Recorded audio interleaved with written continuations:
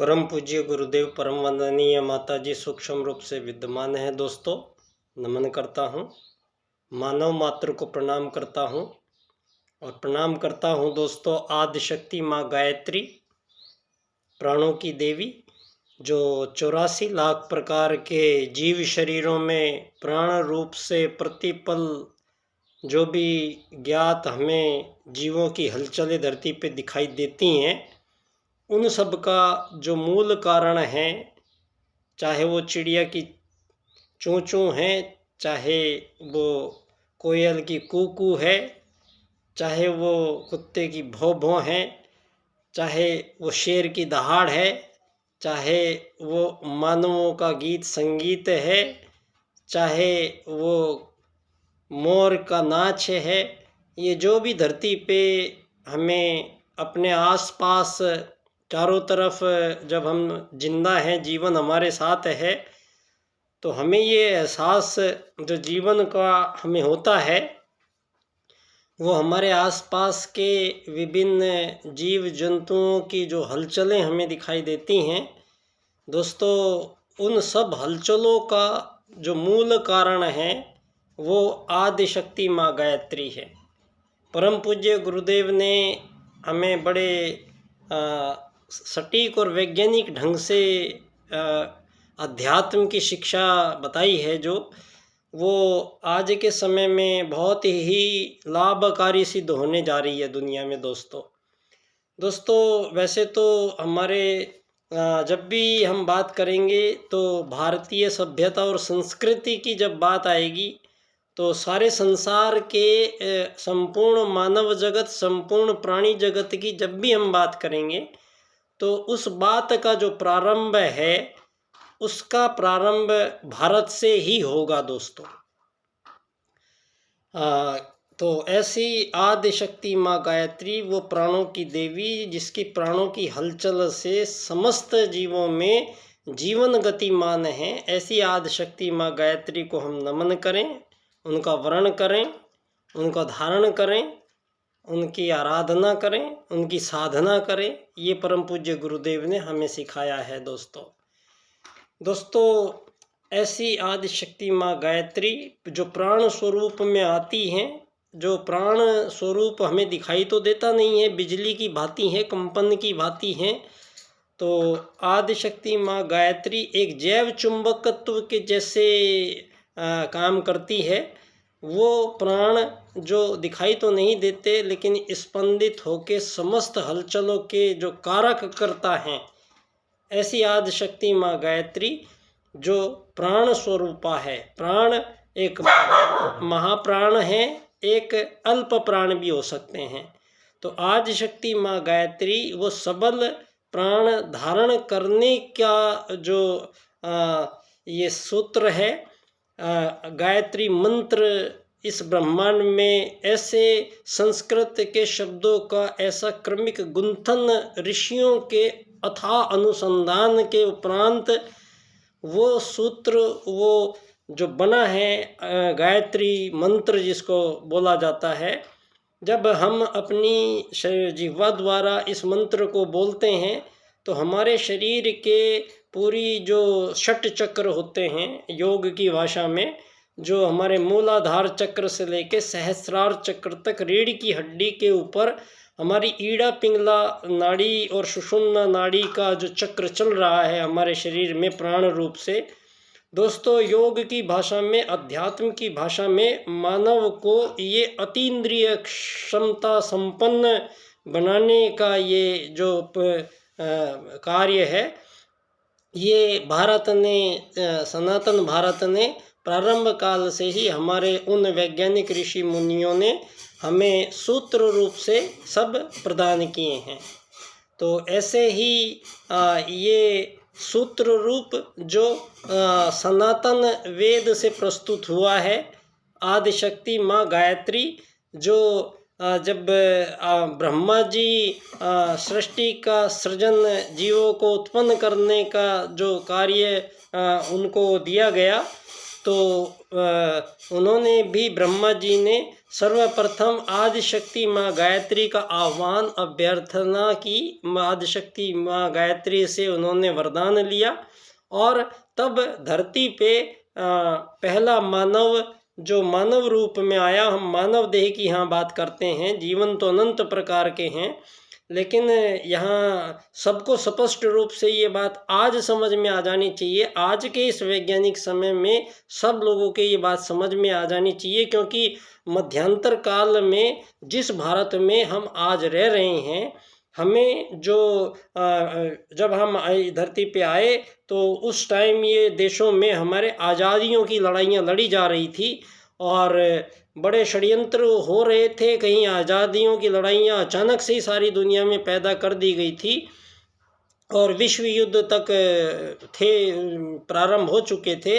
उस समय पे ये तथाकथित आज़ादियों की बंदर बांट संसार में की गई और मानवों के टुकड़े किए गए, मानवों को विभाजित किया गया, मानवों को एक दूसरे से भिन्न उनको बताया गया, दिखाया गया, भिन्न उनको स्थापित किया गया और आज़ाद देश के रूप में जो धरती पे एक छोटे से भूभाग पे चारों तरफ सीमा रेखाएं खींच के और उनमें मानवों को भर देना, तो मानवों को उस एक सीमा रेखाएं में कैद कर देना, इस बात को एक स्वतंत्र देश के रूप में आपने बोला है और आज़ादी के नाम से आपको परिभाषित किया गया है। तो आज हम इन आज़ादियों पे, इन स्वतंत्रताओं पे मानव के आगमन काल से ही यहाँ पर आप सब लोगों के सम्मुख मैं ये चिंतन प्रस्तुत करना चाहता हूँ दोस्तों। तो आदिशक्ति माँ गायत्री का एक बार हम वर्णन करें, कमर सीधी करें। ओम भूर्भुवः स्वः तत्सवितुर्वरेण्यं भर्गो देवस्य धीमहि धियो यो नः प्रचोदयात्। ओम गुरुर्ब्रह्मा गुरुर्विष्णु गुरुरेव महेश्वर गुरुर्साक्षात् परब्रह्म तस्मै श्री गुरुवे नमः। परम पूज्य गुरुदेव परम वंदनीय माता जी सूक्ष्म रूप से विद्यमान हैं। दोस्तों, युग परिवर्तन की बेला है, युग परिवर्तन का ये समय है, युग निर्माण योजना का संचालन चल रहा है और 2024 में हम आपसे बात कर रहे हैं और परम पूज्य गुरुदेव के अनुसार ये 2024 का वर्ष, ये सभी भविष्य वक्ताओं ने बहुत पहले से ही और सभी मौसम विज्ञानियों से लेके इतिहासवेताओं से लेके भविष्य वक्ताओं से लेके यहाँ पर एक विचार प्रस्तुत बहुत काफ़ी समय से किया जा रहा है कि धरती का अंत और संपूर्ण जीवनों का अंत। दोस्तों, ये अंत जो संपूर्ण जीवों का अंत और धरती का अंत और मानव का अंत, ये ऐसी संभावनाएं इस समय पे व्यक्त की जा रही हैं बहुत पहले से और परम पूज्य गुरुदेव ने बहुत पहले से ही इस समय को संक्रमण काल बताया है और एक जहाँ सारी दुनिया में निराशा दिखाई दे रही है, वहाँ परम पूज्य गुरुदेव अपने धरती पर आगमन काल से ही उन्होंने अपने संपूर्ण जीवन, उनके सामने जो चुनौतियाँ थी, पहली चुनौती थी भारतीय अध्यात्म शास्त्र, जो यहाँ पर सनातन है, जो हजारों लाखों वर्ष पहले से हमारे यहाँ जो मानव जीवन आए धरती पे, उन मानव जीवन के जो सूत्र थे, उन मानवीय जीवनों का जो कार्य थे, उनका जो सोच थी, उनके जो निर्धारण थे, दोस्तों बहुत उच्च कोटि के निर्धारण धरती के प्रथम मानवों ने यहाँ किए थे। लेकिन मध्यांतर काल में यहाँ हम लोगों पर पिछले 2000 वर्षों से गुलामी हमने सहनी पड़ी है। और गुलामी ये कोई स्वाभाविक प्रक्रिया नहीं थी। गुलामी से पहले यहाँ पर सतयुग भी था और मानव का आगमन काल भी था। आज दोस्तों परम पूज्य गुरुदेव जो 9 अवतार पहले यहाँ धरती पर हो चुके हैं और यदा यदा ही धर्मस्य के सूत्र से महाभारत में महायोगी श्री कृष्ण भगवान ने अपने गीता पाठ में बहुत ही भली भांति से इस जगत को ऐसे सूत्र प्रदान किए हैं जो मानव जीवन को किस प्रकार से हम देखें, मानव जीवन के हम क्या तो अर्थ समझें और मानव जीवन को हम किस रूप में प्रयोग करें। और दोस्तों यहाँ जब भी मानव धरती पे आया है उसके लिए ये कुछ बातें बहुत ज़रूरी है मानव जाति के लिए, जो उसमें उनको पढ़ना भी पड़ता है। मानव हमेशा से यहाँ ये सोचता है यहाँ सच क्या है, झूठ क्या है। मानव ये कहता है पाप पुण्य क्या है, पाप क्या है। मानव ये कहता है यहाँ दया क्या है, क्रूरता क्या है। मानव यहाँ कहता है दया क्या है और मानव कहता है कि यहाँ वध क्या है। मानव कहता है प्रेम क्या है, मानव कहता है नफरत क्या है। मानव कहता है जीवन क्या है तो मानव कहता है मृत्यु क्या है। ऐसे ही सूत्रों से बहुत सारे बातों से मिलके दोस्तों आप उस समय पे जरा सा अपने आप को केंद्रित करने का प्रयास कीजिए। अब सारे पुरातत्ववेता जो भी संसार में हैं उन सब ने आज तक की लेटेस्ट जो शोध और खोज के परिणाम जो वो बता रहे हैं उनसे एक बात बिल्कुल साबित हो रही है दुनिया में कि जो भारतीय संस्कृति है ये भारतीय संस्कृति आदि अनादि काल से दुनिया का यहाँ पर प्रारंभिक काल से ही यहाँ पर धरती पर आई है। और ये संस्कृति बहुत ही उच्च कोटि की संस्कृति थी और इस संस्कृति का निर्माण यहाँ प्रथम आगमन जो मानव धरती पर आए दोस्तों, यहाँ सारे देशों में वो चाहे आप पूर्व हो, पश्चिम हो, उत्तर हो, दक्षिण हो, सारी दुनिया में जो 225 आज़ाद देश करके आपने बनाए हुए हैं जो सीमा रेखाओं में हैं, उन सब में जहाँ भी मानव जाति है उनमें जो पुरातत्ववेताओं का जो शोध परिणाम आ रहे हैं वो ये साबित कर रहे हैं धरती पे कि यहाँ जो अफ्रीका है, यहाँ जो अमेरिका है, यहाँ जो अरब कंट्रीज़ हैं, यहाँ जो रूस है, यहाँ जो ये सारे देश हैं, इन सारे देशों में जो खुदाई की गई है वहाँ से हमारे सनातन हिंदू धर्म के जो पूज्य देवी देवताओं के जो चित्र हैं, उनकी मूर्तियां हैं, उन सभी देशों में कोई 10,000 साल पुरानी है, कोई 5,000 साल पुरानी है, कोई 2,000 साल पुरानी है। इस प्रकार से उन सब देशों में ऐसी खुदाई के परिणाम स्वरूप ये साक्ष्य मिल रहे हैं कि उनके जो जहाँ से वो अपनी उत्पत्ति समझते हैं उनकी उत्पत्ति से भी पहले ही वहाँ पर वो देवी देवताओं के चित्र धरती के नीचे से निकल रहे हैं। तो ये बात तो साबित होती है कि इस सारी दुनिया में जो मानव जाति का जो प्रसार हुआ है उसका मूल केंद्र जो है वो एक ही स्थान से धरती पे गए हैं।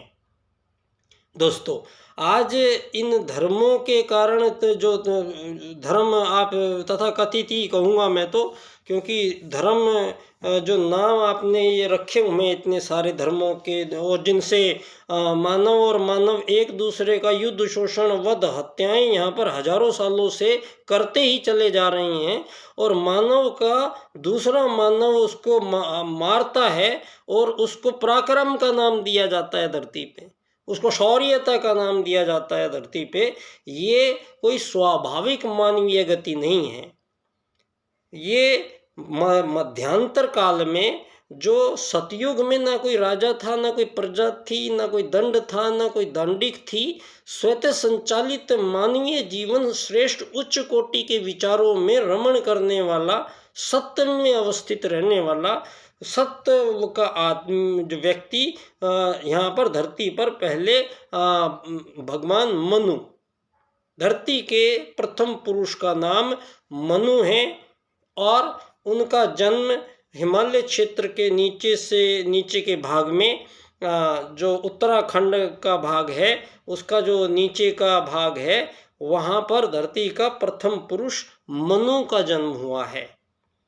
इसी मनु को जर्मनी वाले मैनस कहते हैं, इसी को अंग्रेज लोग मैन कहते हैं, इसी को हिंदी में मानव कहते हैं।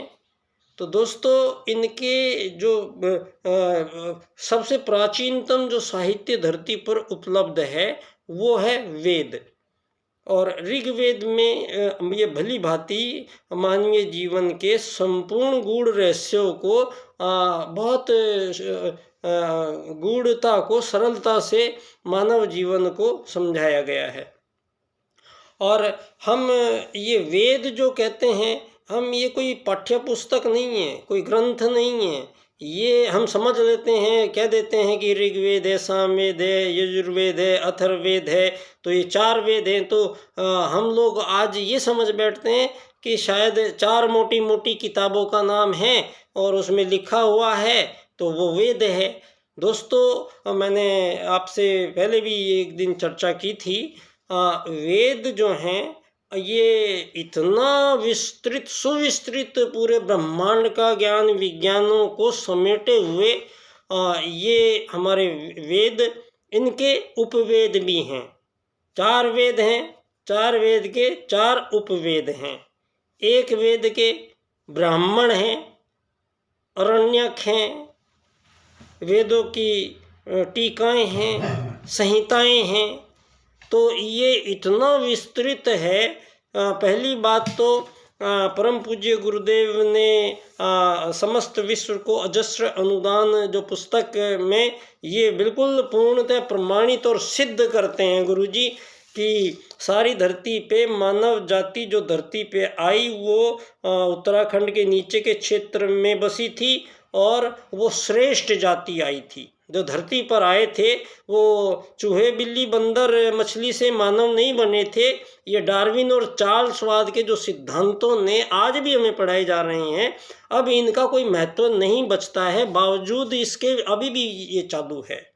तो मेरा आपसे जो बात करने का निवेदन है कि जिन बातों पर सारा संसार एक मत हो चुका है, जिस बात पर सारा विज्ञान एक मत हो चुका है, तो अब वो जो एक मतता के बाद में जो यहाँ पर हमें प्राप्त हुआ है, तो उनके बारे में संपूर्ण विश्व मानव को परिचित कराया जाए।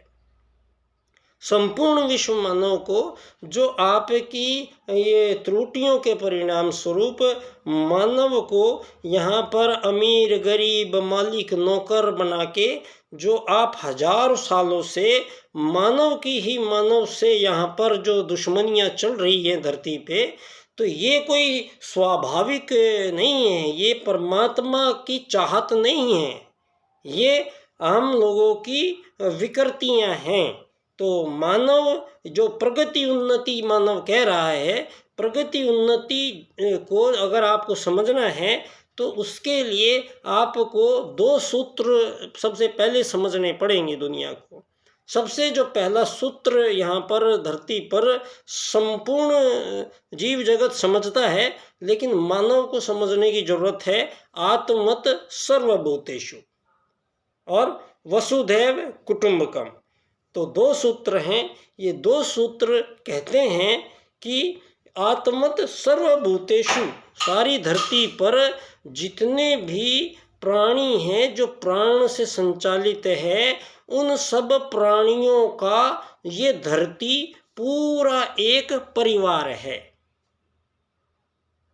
ये सभी जीवों में जो सारे जीव धरती पर रहते हैं ये एक परिवार है।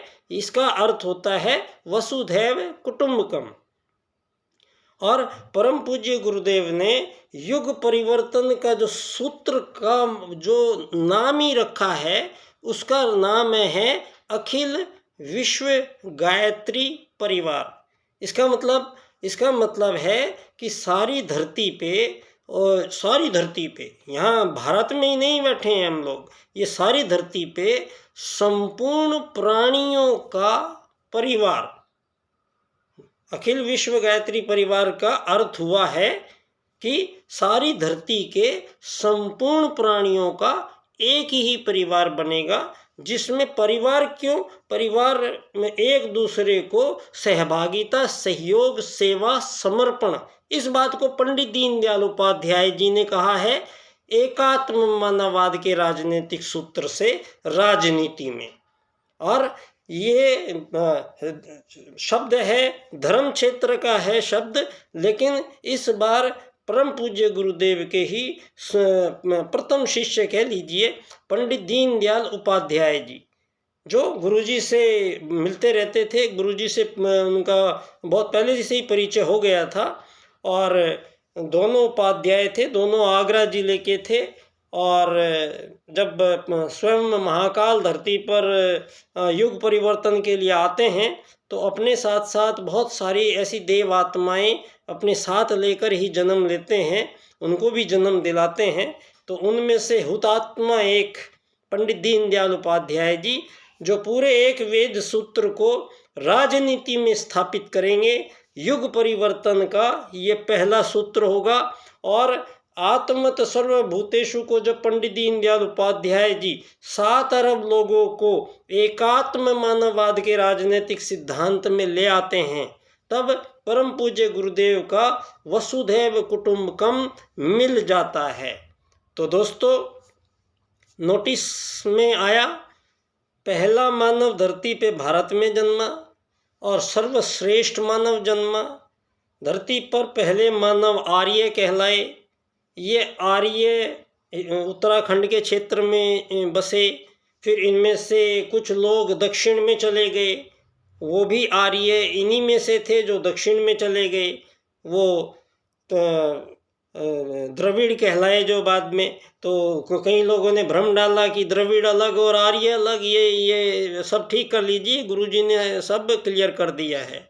तो आर्य लोग श्रेष्ठ थे, उनके यज्ञ आदि से सूक्ष्म रहस्यों को प्रकृति के जानने के लिए, समझने के लिए सतयुग से ही प्रयासरत वो सारी की सारी देव आत्माएँ, वो सारे के सारे ऋषि यहाँ पर जीवन विज्ञान की अनंत विस्तारित खोजें करने के बाद में मानव जीवन की गति किधर होगी, मानव जीवन का उद्देश्य क्या होगा, मानव जीवन के कार्य क्या होंगे, मानव जीवन का संपूर्ण निर्धारण उस परमात्मा ने संपूर्ण 84 लाख प्रकार के जीवों के साथ साथ मानव जीवन को भी वेद प्रदान किए हैं। ये वेद कोई लिखित साहित्य नहीं है, कोई पुस्तक का नाम नहीं है, किसी ने लिखी नहीं है, स्वयं परमात्मा द्वारा। परमात्मा कौन है? परमात्मा सनातन है। सनातन का मतलब जो कभी पैदा ही नहीं होता, उससे भी पहले है। कोई काल ही नहीं है जब वो नहीं था, कोई काल होगा भी नहीं जब वो नहीं होगा। तो यहाँ धरती पे पूरे ब्रह्मांड में जो हमेशा हर जगह हमेशा विद्यमान रहने वाला है वो है परमात्मा। और कौन है सनातन? सनातन जब परमात्मा है तो उसी का एक अंश जो है आत्मा है, वो भी सनातन है। और सनातन जब परमात्मा सनातन है तो परमात्मा का निवास स्थान कहाँ है? परमात्मा का निवास स्थान आदि शक्ति माँ गायत्री में है। तो आदि शक्ति माँ गायत्री जो चुंबक के रूप में रहती है, जो वाइब्रेशन के रूप में रहती है, और परमात्मा एक जैसे कंप्यूटर चिप्स होती है, लेकिन वो भी सूक्ष्म रूप में रहता है, उसका भी कोई आकार प्रकार नहीं है। न परमात्मा का आकार प्रकार है, न आदि शक्ति माँ गायत्री का आकार प्रकार है। तो दोनों जब धरती पे, उन दोनों का पता हमें कैसे लगता है? पता हमें, जब परमात्मा का एक अंश आत्मा यहाँ 84 लाख प्रकार के जीव शरीरों में जो यहाँ अलग अलग दिखाई देते हैं, और जब आत्मा उनमें प्रवेश करता है तो सारे जीव जंतु अपनी अपनी गतियाँ प्रारंभ कर देते हैं। और दोस्तों, यहाँ जो ये भौतिक शरीर है, चाहे वो चिड़िया, तोता, कबूतर, बिल्ली, कुत्ता, बंदर, शेर, कुछ भी है, इन सब का जो जीव शरीर है ये केवल 5 तत्वों से मिलके बना है। अग्नि, जल, पृथ्वी, वायु और आकाश। इन 5 के अलावा और कोई भिन्नताओं से नहीं बने हैं ये शरीर। चाहे वो चिड़िया उड़ रही है, चाहे मछली जल में है, चाहे यहाँ शेर दौड़ रहा है, बकरी यहाँ पे पत्ते खा रही है, ऊँट यहाँ पे चल पत्ते तोड़ रहा है, तो ये हमें सब अलग अलग दिखाई देते हैं। अलग अलग ये गीता में हमें समझाया है योगेश्वर भगवान श्री कृष्ण ने। और यहाँ पर ये सभी भांति भांति के जीव शरीर, इनका सबका आहार अलग है, इनका सबकी बोलचाल अलग अलग है, इनके जीवन की अवधि अलग अलग है, इनके रहने का तरीका अलग अलग है, और भोजन की प्रकृति अलग अलग है। बावजूद इन सब के जीवन मरण सबका एक साथ है। मानव को भूख, सबको, सभी जीवों को एक साथ भूख लगती है, सभी जीवों में पाचन प्रक्रिया चलती है, सभी जीवों में निष्कासन, मलों का निष्कासन होता है, सभी जीवों को नींद आती है, सभी जीव बच्चे पैदा करते हैं, सभी जीव अपने बच्चों से प्यार करते हैं, सभी जीव अपने बच्चों की सुरक्षा रक्षा करते हैं, सभी जीवों में मृत्यु आती है। तो यहाँ ये सिद्ध होता है कि संपूर्ण जीव शरीरों में जो वो 5 महाभूतों के अलग अलग शरीर हैं, उनमें जो आई हुई है वो है एक आत्मा, समान है सब में। और जब आत्मा किसी शरीर में जाती है तो आदि शक्ति माँ गायत्री का प्राण उस आत्मा खींच लेती है। अगर आत्मा शरीर से बाहर निकल जाती है तो कोई भी शक्ति ऐसी नहीं है पूरे ब्रह्मांड में कि इस मृत शरीर में प्राणों को धारण करने की क्षमता किसी भी भौतिक शरीर में नहीं है। ये केवल ये जितने भी भौतिक शरीर हैं, इनमें आदिशक्ति माँ गायत्री का प्राण मिलने की प्रथम शर्त यही है कि उनके अंदर वही परमात्मा का अंश आत्मा जब प्रवेश करेगा, तभी आदिशक्ति माँ गायत्री का प्राण वो आत्मा से जुड़ेगा, और तब जीवन कहलाएगा, जीव कहलाएगा। तो दोस्तों, यहाँ ना तो किसी जीवों में भिन्नता है, ना किसी परमात्मा